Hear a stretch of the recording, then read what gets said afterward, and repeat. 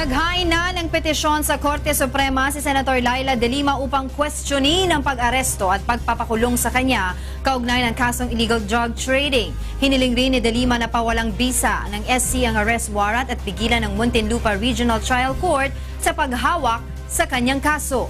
Ito ang balita ni Roderick Mendoza. Dumulog na sa Korte Suprema si Senador Laila De Lima upang questionin ang pagpapaaresto at pagpapakulong sa kanya ng Muntinlupa Regional Trial Court kaugnay ng kasong illegal drug trading. Kanina, naghain ng petisyon ang mga abogado ni Senador De Lima at hiniling ang agarang paglalabas ng Supreme Court ng status quo ante order upang mapawalang bisa ang arrest warrant at commitment order na inisyo ni Judge Juanita Guerrero ng Muntinlupa RTC Branch 204. Giit ng mga abogado ni De Lima, illegal ang pag-aresto at pagpapakulong sa senadora dahil minadali ng huwes ang pag-issue ng arrest warrant kahit may nakabinbin silang motion bilang pagtutol sa poder ng RTC na hawakan ang kaso. Malinaw nila sa mga desisyon ng Supreme Court na hindi kailangang arestuhin ang isang akusado bago resolbahin ang kanyang motion to quash. Kung may motion to quash ang isang akusado, huwag kang karakaraka, judge, mag-i-issue ng arrest warrant dahil you're put on notice. You are notified, you're forewarned. Baka may posibleng illegal na pag-aresto kang gagawin dahil kino-question mismo ng akusado ang jurisdiction mo, ang poder mo. Kumbaga, kino-question dito, may kay ka ba, judge, in the first place para dinggin at resolbahin ang kasong ito. Hinihiling din ng kampo ni De Lima na maglabas ng TRO ang Korte Suprema at patigilin ang lahat ng proceeding sa kaso hanggat hindi nare-resolba ang issue sa jurisdiction ng RTC na hawakan ito. Malinaw din nila na inimbento lamang at walang basehan ang kasong illegal drug trading laban kay De Lima. Niwala umanong detalye sa isinampang demanda kung anong klaseng droga ang ibinenta, gaano karami at sino-sino ang pinagbentahan. Kung sakali nilang totoo ang mga paratang na tumanggap ng pera si De Lima mula sa mga drug lords sa New Bilibid Prison, hindi illegal drug trading ang dapat ikaso dito. Sinasabi nila mismo dito nag-solicit, nag-demand, nag-extort ng pera. Hindi ho illegal drug trading yun. Bribery ho ang tawag doon, no? Pero sabi ko nga, binanggit lamang nila yung illegal drug trading because precisely para nga maipasok ito sa 9165 at a-allege nila kunwari na non-bailable yan at para nga masabi na ito ay non-bailable na pwedeng ang hulihin. Hihilingin din ng mga abogado ni De Lima na mag-inhibit si Judge Guerrero dahil sa tingin nila ay hindi nito mahahatulan ng patas ang kaso. Dumulog sa Korte Suprema ang kampo ni Senadora Laila De Lima para mapawalang bisa ang arrest warrant ng Muntinlupa RTC laban sa senadora. Ang giit nila, politika ang motibo sa mga kasong isinampa kay De Lima na wala naman daw sapat na ebidensya. Buwelta naman ng DOJ, tinutukan lahat ng yan ni Lia Manyalak del Castillo.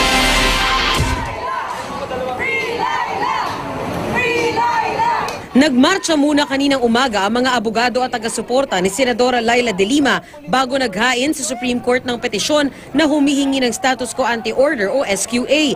Gusto nilang mapawalang bisa ang warrant of arrest na pinalabas ng Muntinlupa RTC laban sa senadora. Hindi raw kasi sila makakakuha ng patas na desisyon kay Judge Juanita Guerrero ng Muntinlupa Court Branch 204. Sa petisyon, tinawag nilang political persecution ang kasong isinampa laban kay De Lima. Wala raw sapat at malinaw na ebidensya laban sa senadora. Nasaan ang droga na yan? Nasaan ang pera? O anumang konsiderasyon? Yung po mga elemento ng isang krimen sa trading, sino ang nagbenta? Sino ang bumili? Nasaan ang droga at anong gramo nito? At saka consideration at saka saan ang aligasyon ng paggamit ng cellphone? Wala ho Ang talagang intensyon lamang ng DOJ dito ay makulong si Senator De Lima, hindi na bali miski kalokohan yung pinag-uusapan. Wala kong ka-value yung mga testimonya nito ma-convict. Walang politika dyan, droga ang pinag-uusapan dyan, pangangalakal ng droga. Nananatili si De Lima sa loob ng PNP Custodial Center. Sabi ni PNP Chief General Bato de la Rosa, binisita niya ang senadora at tiniyak na ligtas ito sa loob ng kampo. Kung security yung problema mo, ma'am, very secured ka dito. Wala kang problemahin. Safe na safe ka. Tinanong ko pa nga na kung okay lang ba sa kanya yung sabi ko, di ba ma'am, may asthma ka? Kung okay lang sa'yo yung bago kasi pintura yung wall doon, yung isang side. Sabi niya, okay, kaya mo daw niya, wala akong problema. Pinayagan din ni General Bato na magbantay kay De Lima ang mga taga-Senate Sergeant at Arms pero sa labas ng custodial center lang. House Committee on Justice Chairman Ray Umali inihayag na dapat irespeto ni Senadora Laila De Lima ang batas at ang proseso sa korte. Ang ulat mula kay Jervis Manan. Dapat daw igalang ni Senadora Laila De Lima ang batas. Ayon kay Justice Committee Chairman Ray Umali, na nanguna sa investigasyon ng Kamara sa pagkalat umano ng ipinagbabawal na gamot sa New Bilibid Prison na nagsimula ng pagkasira ng pangalan ng senadora. Sabi ni Umali, ang nakatitiyak daw sa ngayon ay nakakulong si De Lima dahil sa umano'y pagkakasangkot niya sa drug trade. Tingin ni Umali, may jurisdiction naman ang Muntinlupa Regional Trial Court sa paghawak ng kaso ni De Lima. Kinwestiyon kasi ng kampo ng senadora ang jurisdiction ng kaso. Dapat daw, i-file ito sa ombudsman. Inihalin tulad ito ni Umali sa pagkakaso ni De Lima kay dating Pangulo at ngayon Congresswoman Gloria Macapagal Arroyo na isinampa rin ni De Lima sa RTC. If the argument is that she could not be covered by RTC Muntinlupa, how did it happen then that a warrant for the arrest of President GMA was issued by Judge Mupas then? Where do you draw the line now? Pero tila naghugas kamay si Umali. Wala na raw silang kinalaman sa pagpapaaresto kay De Lima dahil ang DOJ ang namahala sa pagbuo ng kasong ito. Giit ng kampo ni De Lima, bribery at hindi drugs ang dapat na isinampa sa kanya at sinabi nila na hindi tatayo ang kaso dahil sa corpus delicti o kawalan ng ebidensya. Date of interpreting the law is the function of the judiciary. As in fact, kahit hindi sila sigurado, sinasabi nila may not rise to drugs. So they're not even sure themselves. So sa kabila nito, inirerespeto pa rin naman daw ni Umali si De Lima. For me, I look at it as a case of mutual respect. No, I respect her in the same way as I expect her to respect me.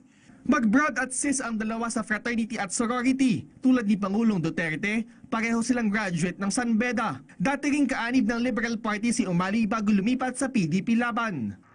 Labas na raw ang mga mambabatas na nag-imbestiga ng Bilibid drug trade sa kahihinatnan ni Senadora Laila De Lima.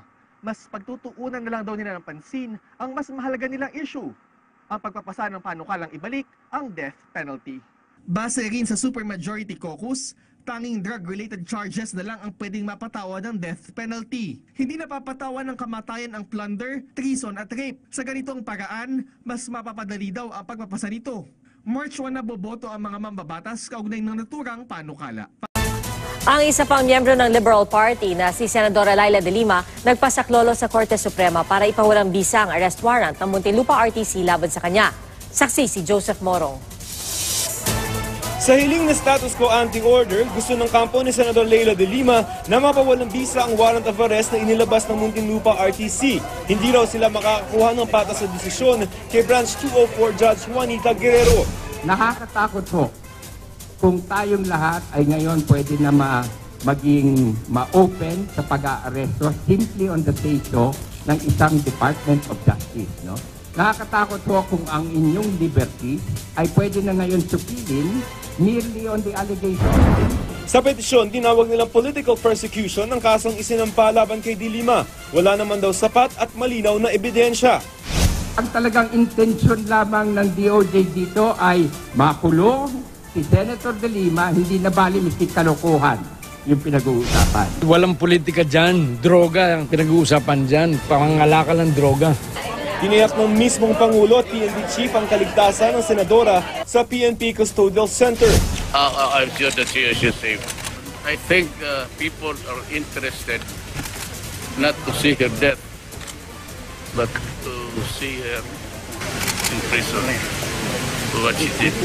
Sabi ng Pangulo, hindi niya pinapakailaman ang trabaho ng DOJ. We are all spectators to what transpired in the days past. We leave it to the judgment of the nation to see who is lying and who is not. Mensahe niya kay De Lima, we can always pray that the truth will come out eventually if there is another truth. Ako si Joseph Morong, ang inyong saksi.